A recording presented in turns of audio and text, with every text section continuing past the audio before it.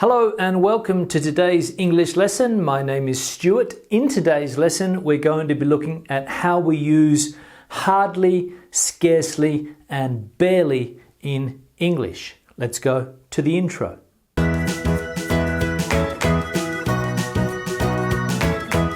Now, as I said, today's lesson is looking at hardly, scarcely, and barely. The pronunciation, hardly, scarcely, and barely. And these three words have very similar meanings, and we can use them almost interchangeably. Now, which one you use depends on the moment, and perhaps you use hardly, perhaps you don't use scarcely, and perhaps you're thinking about using barely, but you're not really confident. So this lesson is going to show you how we can use these three for the same meaning. Now, we're going to look at the first example, hardly, then we'll look at scarcely, and then barely. Now, hardly means only just, almost not, and it can also mean certainly not. I put an asterisk next to certainly not so we can see the difference in meaning, because only just and almost not have one meaning, and certainly not has a different type of meaning. So let's have a look at the examples. She has hardly any free time nowadays. She has hardly any free time. So it means that she has almost no free time. Okay, she's a very busy person. She has hardly any free time nowadays. So this meaning here, almost not, okay? The next one, we hardly ever go to the cinema. We hardly ever go to the cinema. So here again, we almost never go to the cinema, almost never. We don't have time to go to the cinema anymore. We prefer to watch Netflix. We prefer to watch television, so we hardly ever go to the cinema. Okay, so we can see the use there. What's wrong with you? Somebody asks. You can hardly walk. So a friend of yours has a problem. Maybe he had an accident. He has trouble walking. So what's wrong with you? You can hardly walk, or you can only just walk, or you can almost not walk at all. Okay, so we can see that we're using hardly here to mean those two.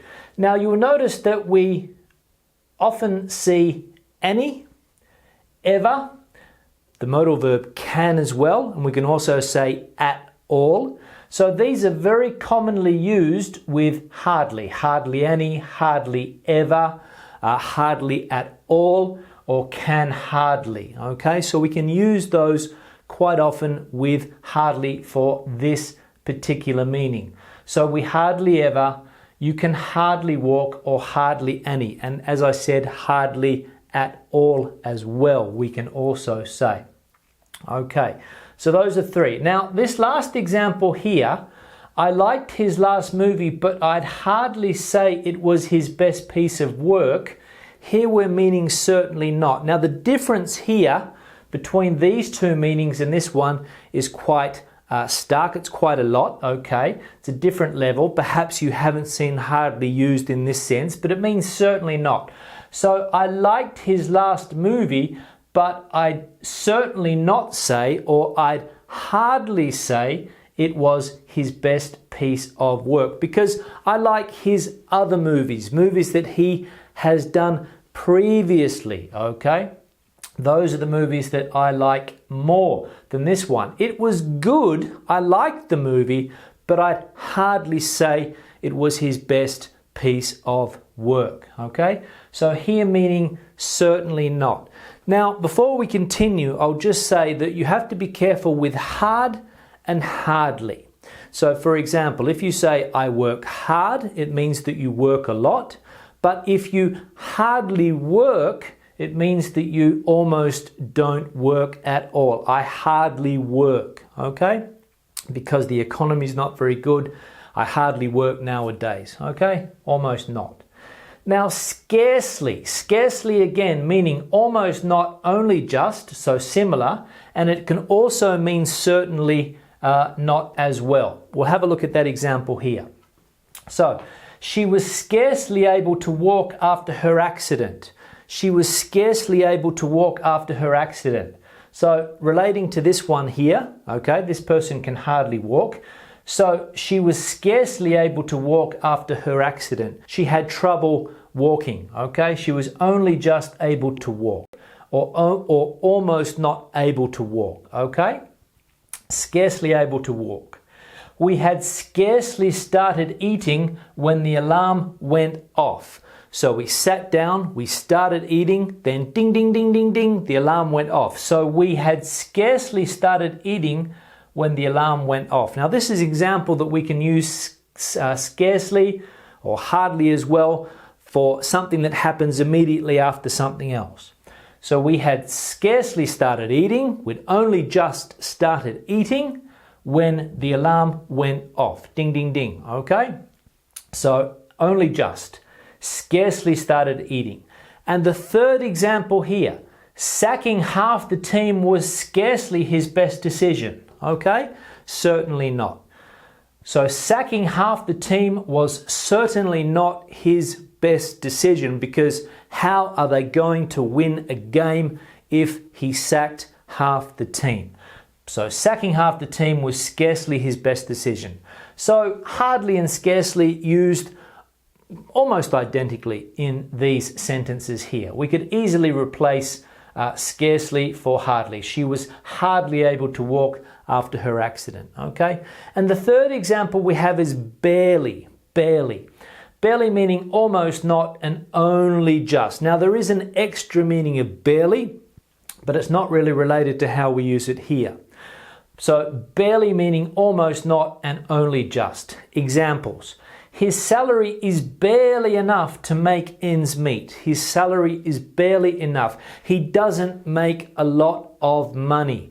His salary is barely enough to make ends meet. Okay? His salary is not enough to even feed his family some weeks. His salary is low. Okay? He can only just make ends meet. Can you turn up the volume? I can barely hear what they are saying. I can barely hear what they're saying. So only just hear or almost not at all.